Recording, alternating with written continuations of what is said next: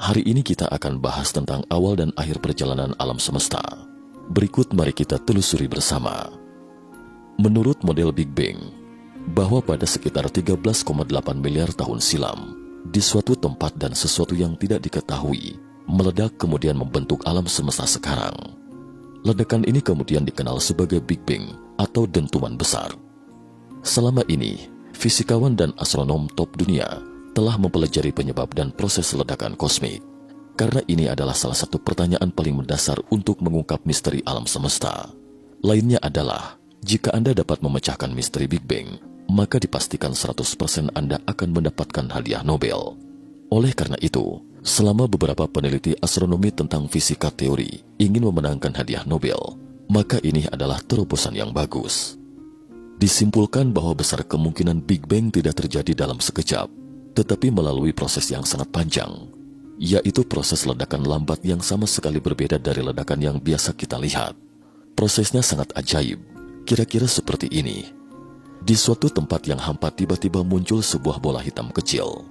Diameter bola ini sekitar 1 cm. Ini adalah alam semesta yang paling awal. Di dalam bola kecil ini tidak ada materi, hanya ada energi. Selain itu, di dalamnya juga sangat panas. Seberapa panas? Ini diistilahkan sebagai suhu panas absolut. Kita pernah mendengar tentang nol mutlak atau nol absolut, yakni minus 273 derajat Celcius. Suhu panas absolut, atau secara teori suhu tertinggi yang bisa dicapai alam semesta, adalah sekitar 1,4 kali 10 pangkat 32 derajat Celcius. Saya tidak tahu seberapa panas, tetapi tidak mungkin terdapat materi dalam kondisi suhu seperti ini. Semua materi akan berubah menjadi energi, meskipun suhu bola itu panas dan terlihat gelap dari luar karena tidak memancarkan cahaya. Lalu apa isi di luar bola ini? Tidak tahu. Bola kecil ini adalah alam semesta, jadi tidak tahu apa yang ada di luar. Karena itulah kenapa disebut lahir di suatu tempat, yaitu di luar alam semesta. Tapi apa itu sebenarnya belum terbayangkan saat ini. Seperti yang disebutkan, bola kecil ini muncul tiba-tiba dari ketiadaan. Kemunculan atau pantulannya yang tiba-tiba ini adalah 10 pangkat negatif 32 detik, meski hanya memantul 1 cm. Tapi kecepatan pantulan ini jauh lebih cepat daripada berkas cahaya. Jika dihitung, sekitar 10 miliar triliun kali berkas cahaya. Kecepatan ini tidak bisa kita rasakan seberapa cepatnya. Jika alam semesta terus mengembang pada kecepatan ini, maka hanya dibutuhkan 0,0001 detik untuk membentuk alam semesta kita sekarang. Tetapi kemudian karena ia tidak mengembang begitu cepat lagi, jadi kita menggunakan angka 13,8 miliar tahun untuk pengembangannya hingga ke ukuran sebesar itu. Jika kecepatannya seperti ini, maka dalam 1/10.000 detik, alam semesta akan seketika terbentuk.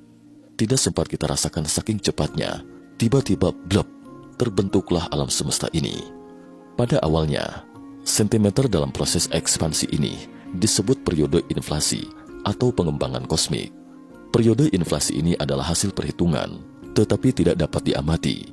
Karena wujudnya hitam gelap, tidak ada cahaya dan periode inflasi kosmik ini dapat menjelaskan kontradiksi dalam model Big Bang saat ini, yaitu salah satu titik yang sangat aneh. Artinya, jika sejak awal alam semesta meledak langsung, maka ia tidak akan seperti sekarang. Meskipun kita memiliki planet di sini dan galaksi di sana, tetapi pada awalnya, setiap tempat di alam semesta seharusnya sama, tidak seperti ledakan. Jika meledak, pasti akan ada batu besar dan batu kecil berterbangan kemana-mana, tapi ledakan sekilasnya ini merata. Tingkat meratanya ini tidak hanya tampak materi tersebar begitu merata, tetapi hukum fisika yang sama berlaku di seluruh alam semesta, dan alam semesta kita memiliki dimensi yang sama. Jika ledakannya tidak merata, seharusnya ada 5 dimensi, 2 dimensi, atau 4 dimensi di beberapa tempat. Tetapi sekarang alam semestanya sama dalam ruang lingkup pengamatan kita. Dan karena alam semesta begitu merata dan datar, sehingga Einstein pada awalnya percaya bahwa alam semesta itu statis. Dia bahkan tidak tahu bahwa alam semesta terbentuk dari sebuah ledakan. Sampai setelah Edwin Powell Hubble melihat alam semesta kita mengembang melalui teleskop, kemudian muncullah model Big Bang. Dikatakan bahwa alam semesta mungkin pada awalnya adalah sebuah titik. Jadi untuk menjelaskan kontradiksi antara Big Bang dan kerataan rata-rata alam semesta saat ini, sebagian ilmuwan menduga bahwa ada periode inflasi kosmik pada awalnya, yaitu saat munculnya sebuah ruang dalam sekilas itu. Segala sesuatu di dalam ruang ini semuanya menjadi sangat seragam, kemudian meledak lagi karena ada masa tenggang. Dan kemudian materi meledak secara merata setelah masa tenggang ini. Kira-kira seperti inilah pemahamannya. Kemudian setelah akhir periode inflasi, alam semesta masih mengembang setelah 10 pangkat negatif 32 detik, tetapi kecepatan ekspansi tiba-tiba melambat. Alasannya perlambatan sekarang diyakini karena volume ekspansi dan suhu turun, sehingga melambat.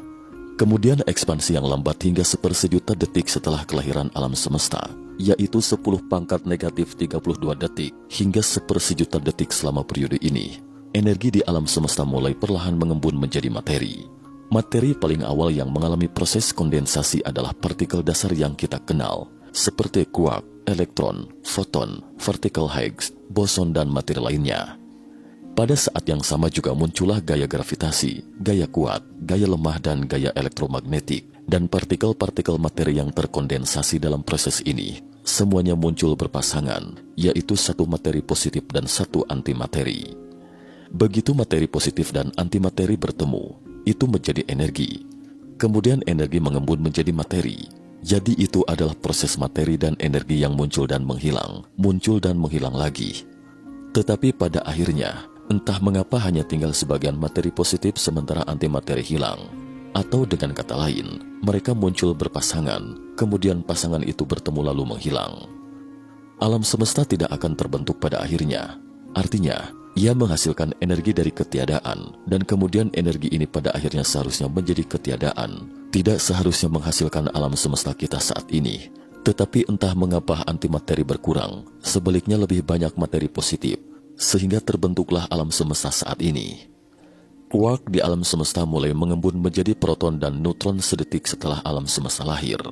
Pada saat ini, diameter alam semesta adalah 400 juta kilometer, yaitu alam semesta hanya berukuran 1 cm ketika 10 pangkat negatif 32 detik.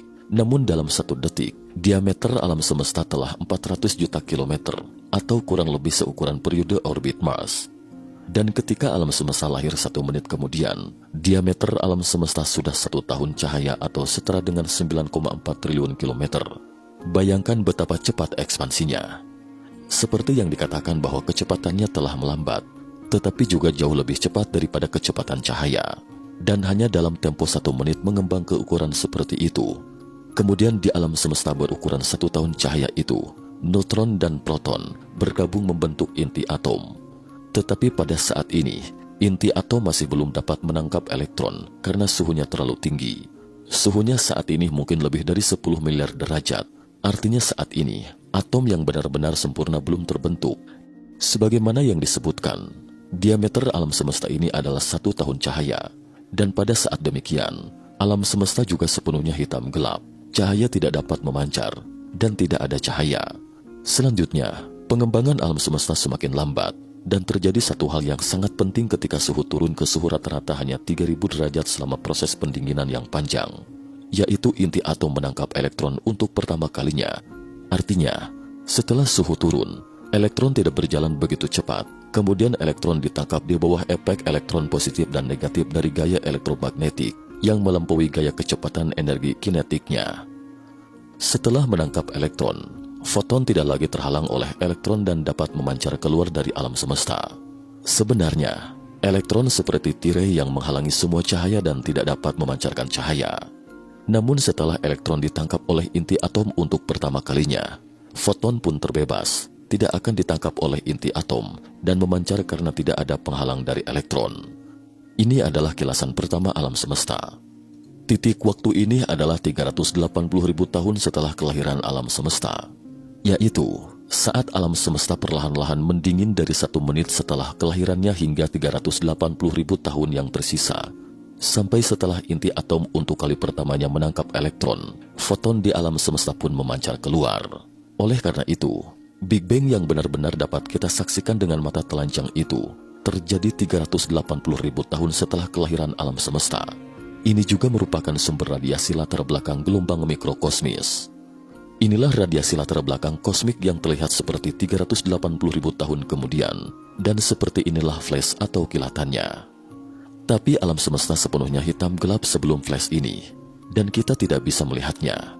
Setelah kilatan ini, atom-atom di alam semesta terlontar ke setiap tempat di alam semesta. Jadi seperti apa Big Bang itu? Terkesan seperti balon meledak. Artinya, sejak awal alam semesta terus mengembang dan mengembang, kemudian meledak dengan sekejap ketika mencapai titik batas. Namun sebagian tidak ada cahaya di alam semesta sebelum kilatan ini.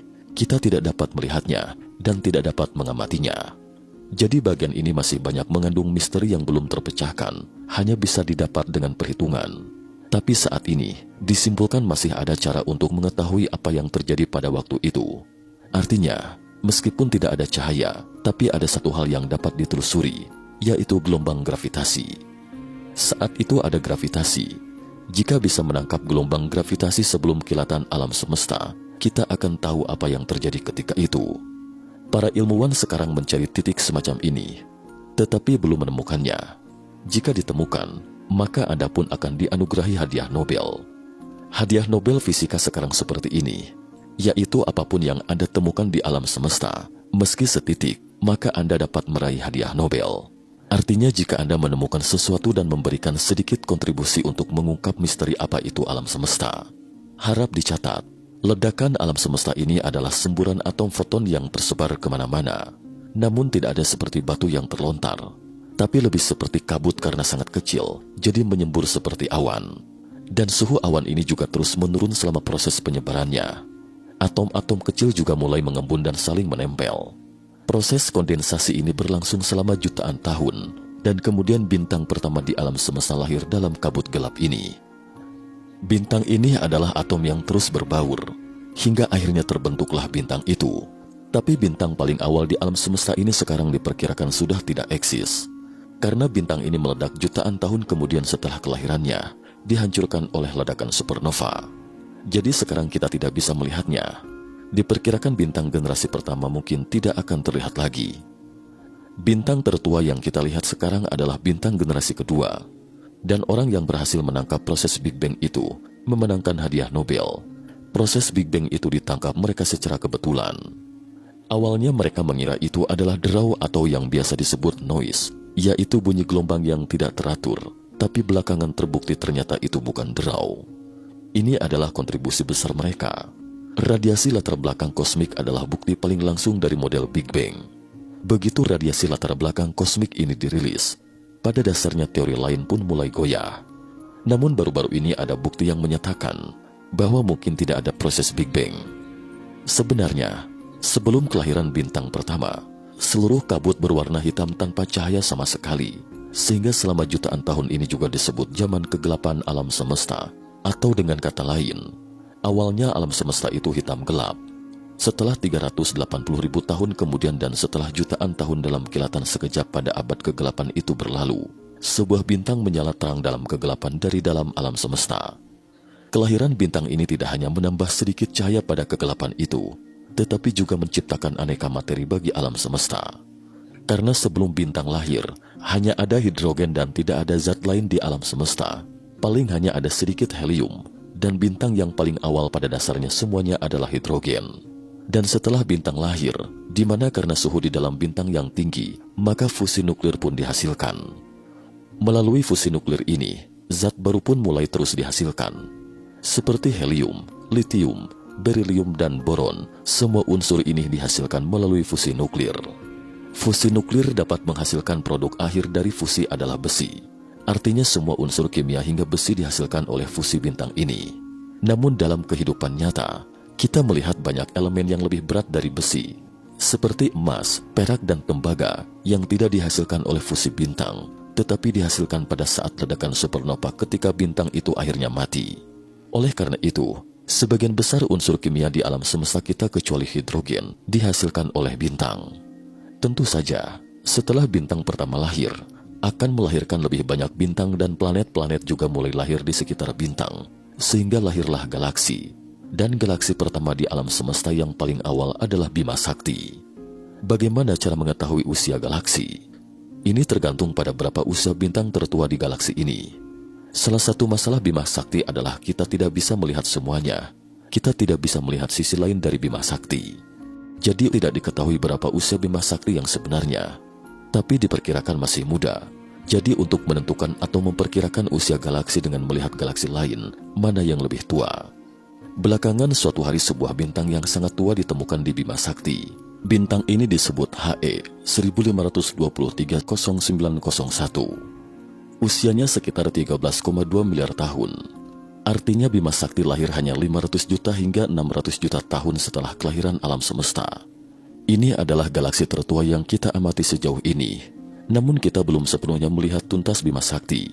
Jika sudah diamati secara tuntas sepenuhnya, mungkin akan ditemukan galaksi yang lebih tua, dan Bima Sakti mungkin merupakan galaksi tertua di seluruh alam semesta. Kita bisa melihat galaksi lain, kita juga tahu usia mereka, dan kita sudah tahu bahwa Bima Sakti adalah yang tertua. Jika Bima Sakti adalah galaksi tertua di alam semesta, maka manusia mungkin juga merupakan kehidupan tertua di alam semesta, yaitu kehidupan pertama. Tidak ada tempat lain yang lahir lebih awal dari kita, karena kita berada di dalam galaksi paling awal, dan satu-satunya kemungkinan adalah bahwa ada kehidupan yang lebih tua dari kita di Bima Sakti. Tetapi di sisi lain, hal ini justru jauh lebih berbahaya, karena kita berada di galaksi, dan ia mungkin akan datang, dan bisa jadi akan memusnahkan kita. Selanjutnya, selama 8,6 miliar tahun setelah kelahiran Bima Sakti, sebuah bintang yang sangat istimewa pun lahir di Bima Sakti. Ukurannya pas, tidak besar atau kecil, yaitu matahari. Hanya 40 juta tahun setelah matahari muncul, sebuah planet indah bernama Bumi pun lahir dalam debu yang mengelilingi matahari. Terkait sejarah Bumi ini, Mata Ketiga akan membuat videonya nanti di lain kesempatan. Kita mungkin akan tahu apa yang terjadi pada Bumi sejauh ini. Lalu, bagaimana kita tahu apakah ada planet atau tidak di sekitarnya ketika kita menengadahkan kepala melihat setiap bintang di langit sekarang? Sebenarnya kita tidak bisa melihat mereka karena terlalu jauh. Kita tidak tahu apakah ada planet di sekitarnya, tetapi ada 8 planet di sekitar matahari kita. Jadi diduga benda langit lain juga ada di sekitar mereka. Pertama kali manusia mengamati planet di sekitar bintang lain adalah pada tahun 1995. Dua astronom Swiss, Michel Mayor dan Didier Patrick Gilus, menerbitkan sebuah makalah di jurnal Nature yang mengatakan bahwa mereka telah menemukan sebuah planet di luar tata surya kita. Nama planetnya adalah 51 Pegasi b. Planet ini seukuran Jupiter dan berputar di bintang sekitarnya. Ini adalah planet pertama yang ditemukan mengelilingi bintang mirip matahari di luar tata surya. Kedua astronom tersebut meraih hadiah Nobel Fisika pada tahun 2011 untuk penemuan ini. Ini adalah salah satu penemuan paling awal. Jadi sejauh ini, kita mungkin sudah tahu secara garis besar sejarahnya. Berikutnya mari kita ulas sejenak tentang apa yang akan terjadi pada alam semesta di masa mendatang. Pertama, Bima Sakti akan bertabrakan dengan galaksi Andromeda dalam 4,5 miliar tahun. Ini sudah ditakdirkan. Saat kedua galaksi ini bertabrakan tidak akan tuntas dalam satu dentuman. Mereka akan bertabrakan hingga akhirnya menyatu. Proses tabrakan ini akan berlangsung selama total 2 miliar tahun, hingga akhirnya membentuk galaksi yang disebut Andromeda Bima Sakti atau Andromeda Galaksi. Pertanyaannya, apakah tabrakan kedua galaksi ini akan berdampak pada kita? Jika kita masih ada sampai saat itu, mungkin akan berdampak. Namun ketika keduanya hendak bertabrakan, matahari dan bumi sudah tidak ada lagi. Matahari sudah tamat, dan ia akan membawa bumi mati bersama sebelum tamat. Jadi jika kita menyelamatkan diri dari bumi sebelum itu, atau dengan kata lain meninggalkan bumi, kampung halaman kita yang paling awal untuk menetap di planet lain, maka kita masih bisa melihat dua galaksi ini bertabrakan. Sebaliknya jika mati bersama bumi saat itu, maka jelas kita juga tidak bisa melihat momen tabrakan itu. Dan lagi-lagi, terkait kapan manusia akan punah, Mata Ketiga akan membuat videonya di lain kesempatan. Kemudian setelah 100 miliar tahun atau lebih, Bima Sakti akan menjadi galaksi yang terisolasi karena ekspansi alam semesta. Apa itu galaksi terisolasi? Artinya, kita tidak bisa melihat apapun di langit kecuali Bima Sakti itu sendiri. Hanya ada satu yang tersisa di langit. Tidak ada lagi bintang-bintang di sampingnya. Yang tersisa ini adalah piringan galaksi kita. Hanya bisa melihat yang ini. Semua galaksi yang dimaksud ini tidak berarti mereka menghilang, tetapi mereka melarikan diri dari jangkauan kita yang terlihat karena ekspansi alam semesta. Jadi jika orang-orang pada waktu itu tidak memiliki data yang ditinggalkan oleh para pendahulu kita, Mereka akan berpikir bahwa alam semesta hanya memiliki Bima Sakti, tidak ada galaksi lain, dan galaksi adalah alam semesta. Kemudian lagi, setelah 1 kuadriliun tahun lagi, semua bintang di alam semesta akan terbakar dan berhenti bersinar. Langit akan sepenuhnya menjadi gelap gulita, dan alam semesta sekali lagi memasuki zaman kegelapan. Jadi alam semesta itu sebenarnya berubah dari tiada cahaya menjadi bercahaya, kemudian tiada cahaya lagi, lalu bercahaya lagi, dan begitu seterusnya, yaitu proses yang berulang. Kemudian setelah 10 pangkat 34 atau desiliun, 1 triliun tahun adalah 10 pangkat 12, jadi 10 pangkat 34 tahun adalah 10 desiliun tahun. Setelah itu, atom-atom penyusun materi mulai runtuh. Atom mulai menyebar karena ekspansi alam semesta dan tidak bisa lagi mengembun, yaitu gaya tarik tidak cukup karena kecepatan ekspansi terlalu cepat, dan kuark di proton juga hancur dan hilang dari alam semesta. Oleh karena itu, semua materi di alam semesta itu sebenarnya memiliki usia. Apapun materinya semuanya memiliki batas usianya. Jadi pada saat itu, semua materi akan mati. Ini sama dengan prinsip kenaikan entropi. Peningkatan entropi di sini artinya bahwa sesuatu yang utuh secara bertahap akan menjadi tercerai-berai seiring perjalanan waktu. Batu berubah menjadi pasir, dan atom akan hancur berubah menjadi sesuatu seperti kuark atau sejenisnya, hingga akhirnya semuanya menjadi tiada. Tentu bukan berarti tiada sepenuhnya. Semua itu akan berubah menjadi energi atau menjadi energi panas, sehingga pada akhirnya hanya ada energi panas yang tersisa di alam semesta. Cara alam semesta berakhir disebut kematian panas. Dan alam semesta mencapai kematian panas setelah 10 pangkat 100 tahun kelahiran alam semesta.